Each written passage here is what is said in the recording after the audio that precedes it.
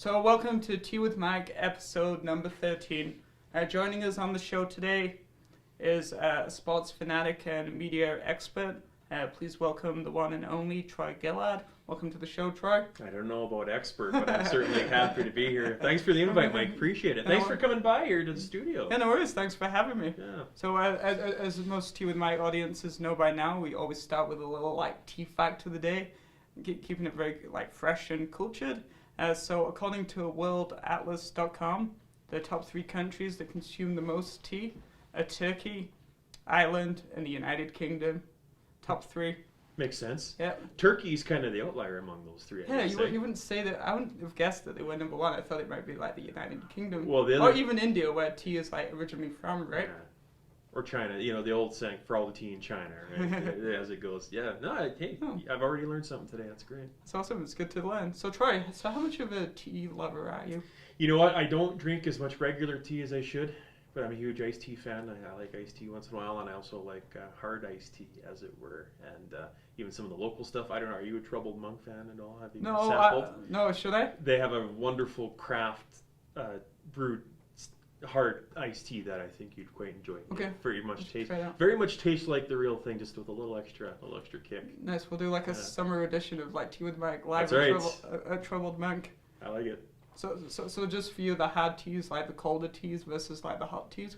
More often than not, tea is a good feel better remedy when you're obviously not on the up and up health wise, as it were. But iced tea is kind of one of my go-tos. What have you got? It's nice, right? Just water here today, but iced tea on the side.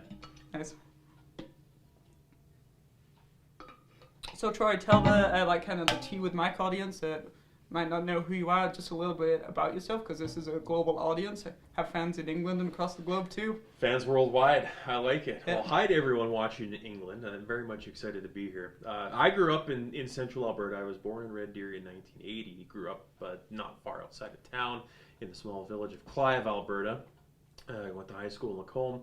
I have been in local media for 13 years now. I did my schooling down at SAID in Calgary from 04 to 06. Started working at the radio station in Lacombe for 5 years, and then since May of 2011, I've been here with Big 105, 106.7 Nice. The Drive, and then now rdnewsNOW for the last 3 years. So I'm a news director now. Started off as just a reporter, and I've done full-time news and full-time sports over the years.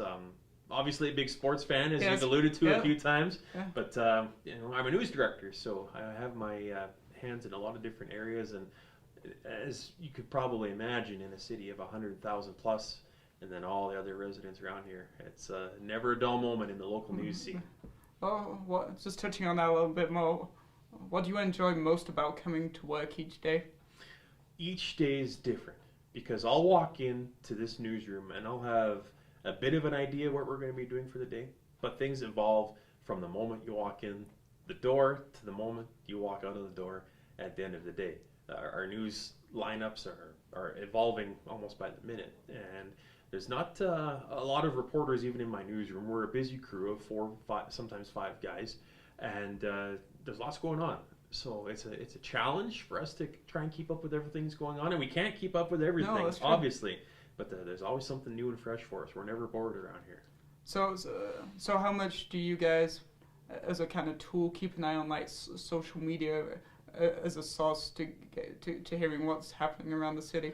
It goes 2 ways. Social media is a source for us to find out what's going around in the city, because we do admittedly get story ideas from people posting things or some of the different pages around the area.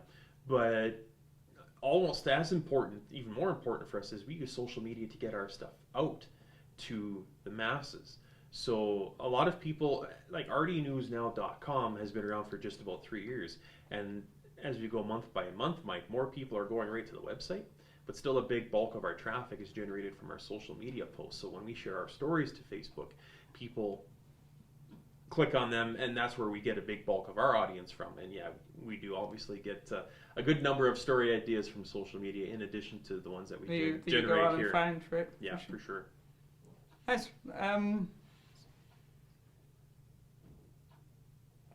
So do you all have have a hand in like finding this news kind of like through social media? Are you just watching the feeds as they pop up, or are you a little bit more like is it a little bit more structured than just like random like scrolling through news feeds? Yeah, there's a few different locations on Facebook and Twitter that we check fairly often, and there's some good stuff that comes from there. And then when people reach out to us with a tweet or a Facebook message or even still an email or a phone call, people still use telephones to let us know what's going on in this community. Yeah, for sure. If I wanted to spend my whole day just staring at a Twitter page or a Twitter screen or my Facebook feed looking for story ideas, I suppose I could do it that way, but we don't have that much time. But it does prove useful for sure.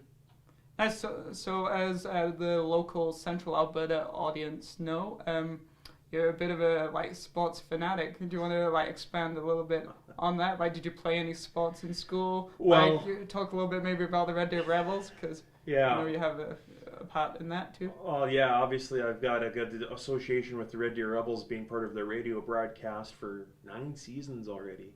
And before that, I was the in-house public address announcer for the Red Deer Rebels for over 4 seasons. So watched a lot of Rebels games over the last decade plus. Wish they were a little bit deeper in playoffs right now, but it is what it is. Year. Yeah, it is what it is. Yeah, exactly. Yes. We are, again, in next year territory. Yeah, I have a ton of fun. That's one of the...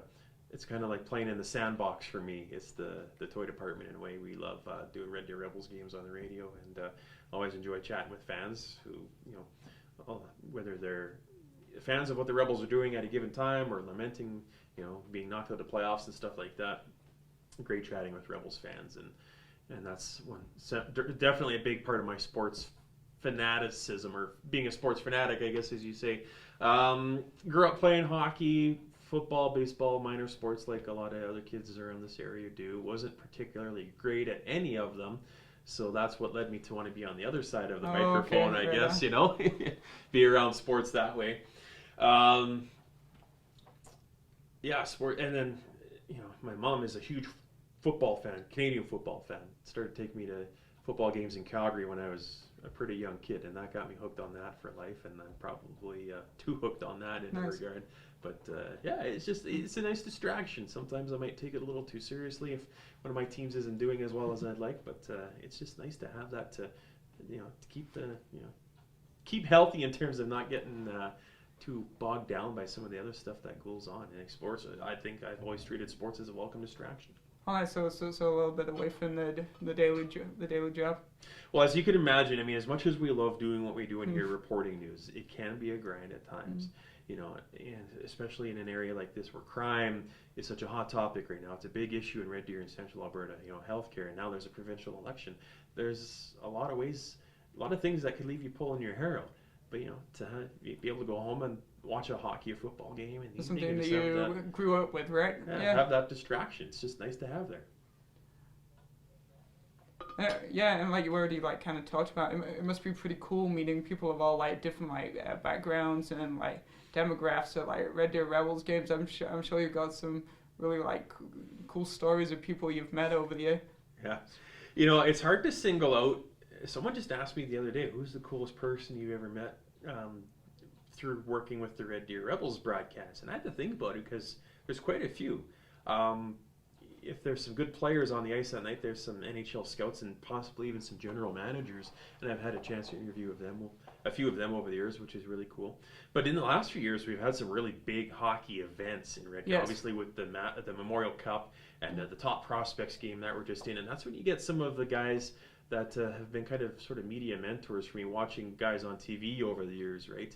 TSN guys like Bob McKenzie and Craig Button, I've had a chance to meet a couple of times, which are great. Some of the Sportsnet people.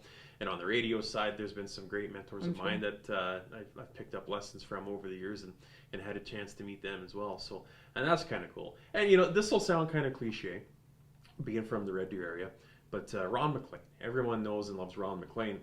Fantastic host of Hockey Night in Canada. Awesome to see his contribution and role in the Canada Winter Games too. Yeah, right? He and Carrie were absolutely fantastic with that.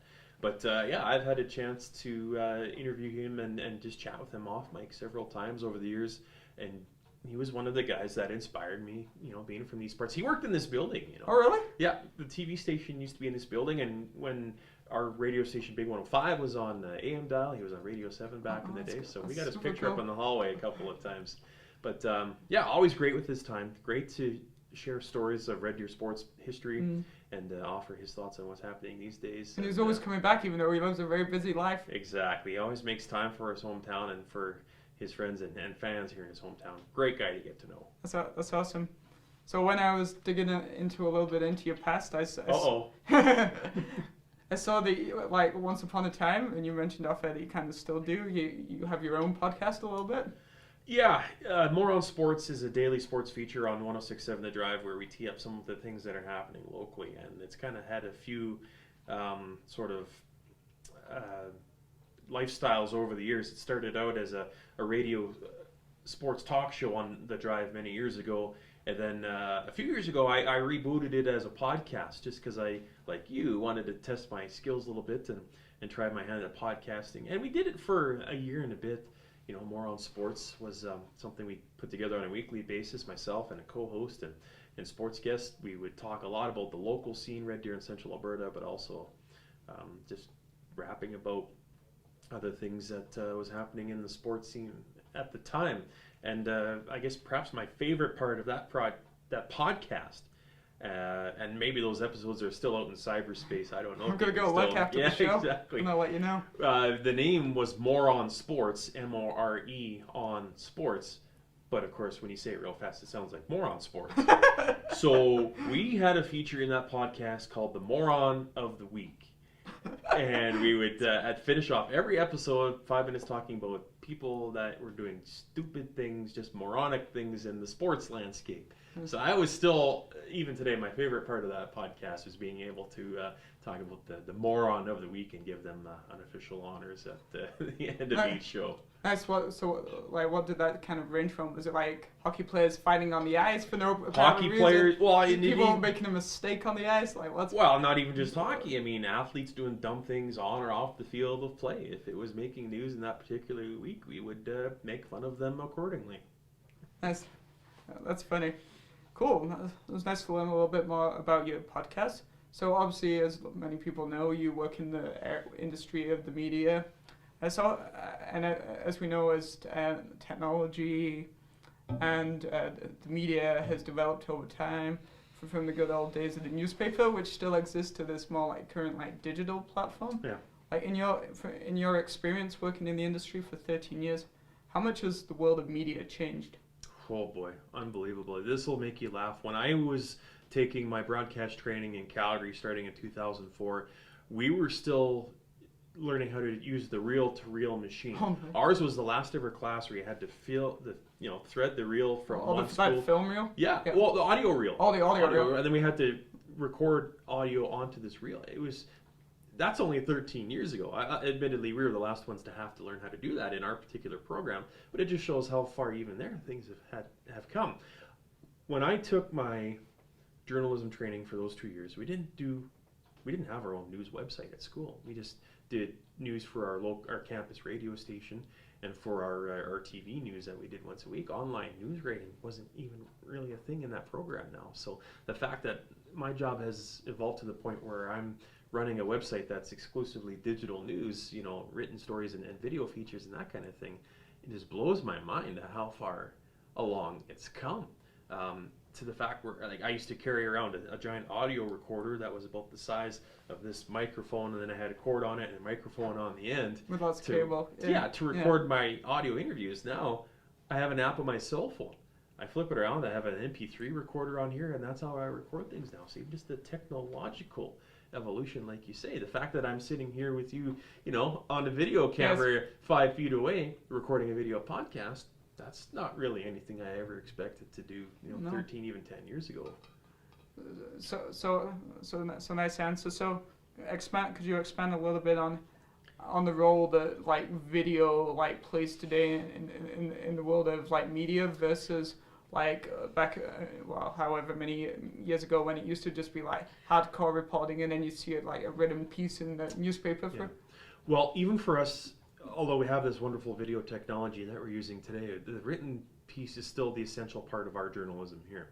The video pieces that we incorporate with our stories are very much an accentuating piece, because just tracking our numbers through analytics, say if 5,000 people click on a news story, maybe 1 in 10 of them are going to watch the 60-second video that are going with it. Some will watch part of it, but overwhelmingly still people read the most important details from the written piece and get their news content that way. So as much as we love, it's fun for us to be able to take the camera and cut video. Yeah. And sometimes we do get some footage and some stories that, draw a lot of views and that kind of thing, but still the most important thing, even though all that technology is part of our job now, is writing good quality news writing and having strong content inside of it. And so just to kind of like summarize, you're saying the writing and the content is the most critical part of media, and then everything else that's evolved over time, like the technology, the video and stuff, that's just the distribution methods kind of change. Yeah, like for example, like we were talking off mic earlier, how this podcast is going to look really cool because we're using a professional camera and the mics and all that stuff. But I mean, it's the content that matters. I mean, if we're sitting here having a conversation that no one cares about, well, then sure, it's going to look good, but no one's going to see it. No one's going to tune in and watch it later. Yeah, content is key, and especially with us being in the news business, we have to have credible, local, timely content out there. If we don't have those things, we're toast. You're just another piece in the world of like digital noise, right? Exactly. You get lost in the noise. And there's a lot of it. There is, yeah, and that's something else I was going to touch on too. When we were talking about social media, how it helps us, admittedly, it also makes our life more difficult.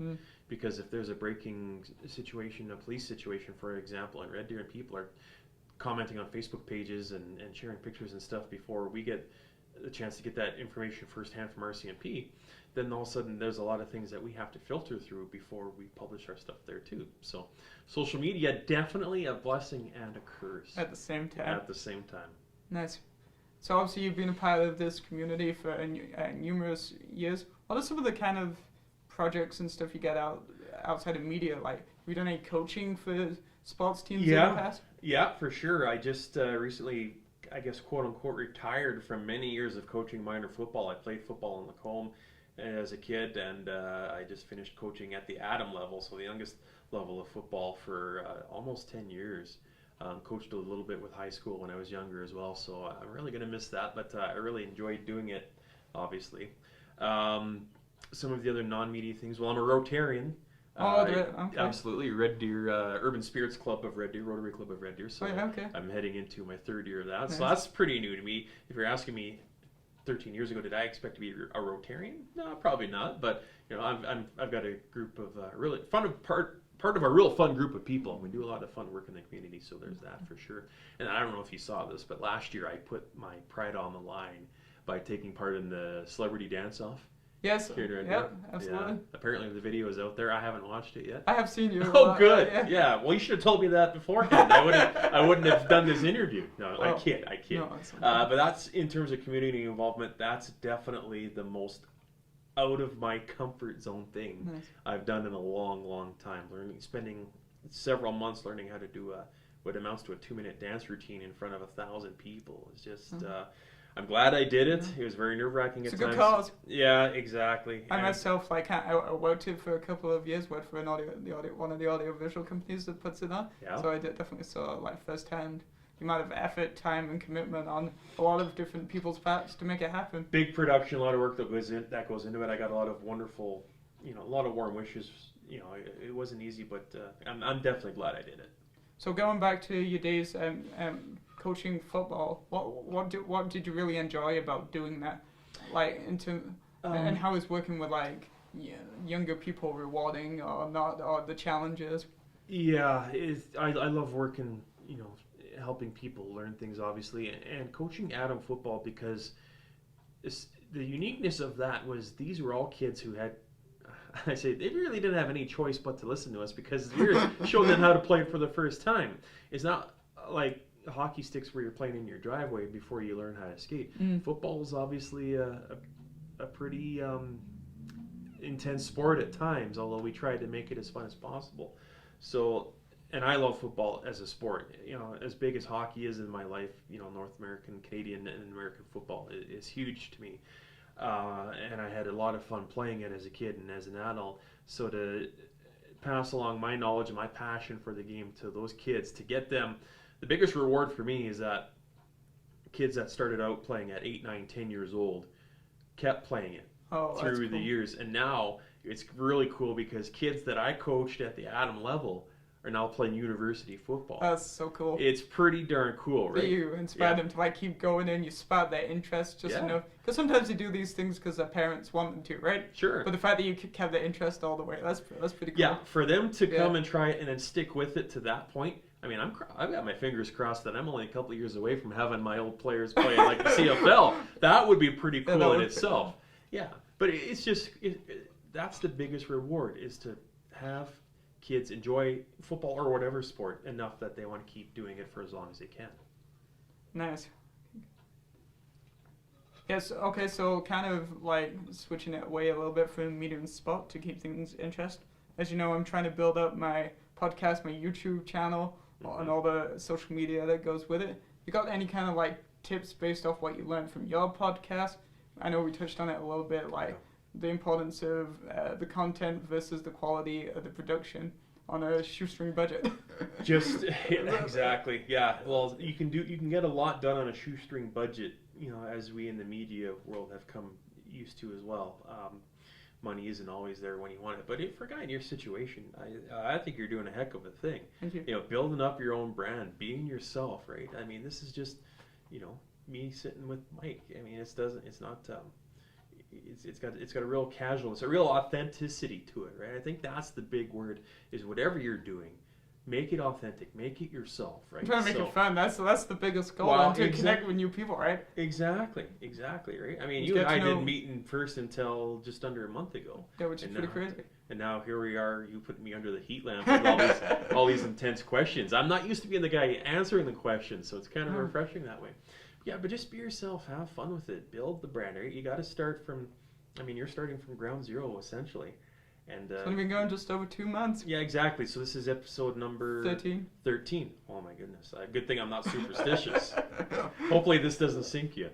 But just be yourself, have fun with it. You're off to a great start with it. You've had some cool guests, and you know, branding the whole Tea with Mike brand. I like it. Start off with something unique. Well, it's Tea with Mike, so here's your tea fact of the week, kind of thing. Right? Now I know that different tea elements. Now I know that Turkey drinks the third most amount of tea in the world, or whatever it was. It was the first, remember? It was the first. So it's Turkey, Britain, and Ireland were the three. Yeah, they consume the most tea according to worldatlas.com, with Turkey being number 1. Wow. Okay. See, Ireland being 2, and the United Kingdom weirdly being number 3. Yeah. See, I would have had that reversed. The other way around? Yeah, exactly. But there you go. See, that's something I'm going to remember now from being on this podcast, is that Turkey drinks more tea in the world than any other country. Right? Which I thought was weird too. I thought, like, because Ireland's known for like Guinness and everything and stuff, so I didn't even think Ireland would be on the list either, right? So there's an example too of A, making it authentic, but B, also making it memorable, right? Because now I'm going to remember when I think about being on this podcast, I'm like, oh yeah, Turkey. That's going to stand out. That's something. Yeah, no, it is. Yeah, and hopefully now that we've talked about it 8 times in a row, the people watching this podcast are always going to remember Turkey drinks the most tea in the world. As of right now. As of April 5th, 2019. That's right on. Like, we'll kind of flip it a little bit. Do you kind of have like any questions for me? What are you curious about? Well, I'm very curious, and a little background. I was fortunate enough to be invited to speak on a panel at your Media and Communication Studies program at Red Deer College, and I had a ton of fun because, it was awesome that you shared your knowledge and your expertise along with the other members of the panel. I don't consider myself an expert in much, but I like. But if you reverse it to someone who's about to graduate into like the field of like media and communications, it's awesome that a lot of people like yourself take the time out of your busy schedules to come in and share your story. Basically, what it is, right? Your experience. Everyone's different. You're going to agree and disagree, but you all bring like very valuable points to the table. Yeah, well, and it was very refreshing for me, and I'm curious for your thoughts on this, is just to be part of a program that studies the media. I mean, what perhaps, and this has been a 2-year program, has it? Yeah, that's correct, 2 years. Maybe this is kind of a loaded question, but what's been the biggest eye-opener for you? Like, over 2 years of studying media and communications in a college setting, what's the biggest thing that you've taken from it so far? Well, I think for me, like, it's like social media isn't easy. Like social media is very difficult. You have to have a certain like. It can be scary. Yes, you have to have a certain like analytical brain, like just like doing like stats or being an engineer. Yeah. It's not just opening up your Facebook page, typing a few words, hitting post, and making lots of money. It's not that simple. It's not. You mean it's more than just hitting tweet, or hitting the tweet button and making money off it? Yeah. I think something I've learned as I begin to develop my brand and what I've learned in my program that's helped me like to start to develop my own stuff is like you got to be putting out content, but there has to be a purpose and a reason and a message and a tone of your like voice and brand, like Good. to kind of which helps with the authenticity. But you got to be putting things out for a purpose and a reason. That's definitely Purpose. That's another great word. Absolutely. That's the biggest one. Authenticity and purpose. I mean, we could spend our entire time here at rdnewsNOW just copying and pasting news stories off our website just to fill space. But we try and regurgitate stories. Right? Yeah, regurgitate stories, but we try and focus on this. Our goal is to focus on the stories that we feel are most important to our readers, or that we're hearing are most important to our readers, having that purpose. And then I guess also as much as I love social media is only like one tool for putting out the message. You've still got to have these, like still got to network, attend events in the community, give back to the community. People still talk face to face. Face to face, yeah. It's kind of absolutely, yeah. We're in a digital age, but it's still about that human connection. So there's that portion too, and then also the importance of like having like strong writing and technical skills and like proofreading all of the stuff you're putting out, which helps establish credibility. Which we deal with every day, because if we make a typo in a story, these folks that watch us and read us, they do an excellent job of pointing it out for us. So we try and catch it before it gets to that point. Yeah, absolutely. Credibility. That's awesome. So I guess those are the big ones. And then also like just in general for the media and communications program, it's such a diverse field, right? Yeah. There's like so many different types of jobs you can get. Well, and I picked up on that just from in the hour I spent with your class. I mean, you've got people that want to get into photojournalism, folks like you that want to get into social media management, others that want to get into more marketing, advertising, communications. Yeah, and people that want to write. Yeah, absolutely. And like Dusty, who's in our class, he wants to be his own like book publisher eventually and write his stories, as you know, and stuff. So awesome. I get all the different like diverse like fields. 100%. And what's crazy about this world is developing like so fast, this industry. There's so many different opportunities. There is. And one of the biggest valuable things I've learned from the program is all the guest speakers we've had, and how they've all touched on like completely different things, from non-profit for working for government and city organizations to the media, to like social media, and what they've all like to entrepreneurs, what they've all said. Even though they've got very different stories, interests and stuff, one thing that they've all said is you've got to be flexible and adaptable. Yeah. So.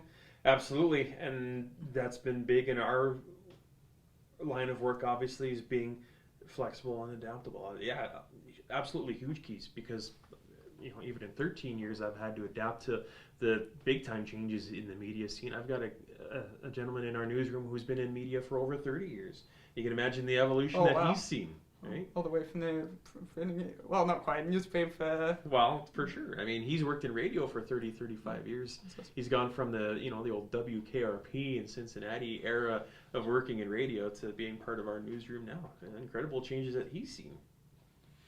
Awesome. Well, Troy, thanks so much for being on the show today. Hey, thanks for the invite. This is I genuinely enjoyed this. It's always refreshing to be on the other side of the interview once in a while. Guys, this was Tea with Mike, episode number 13. This was Troy Gillard. Thanks for watching.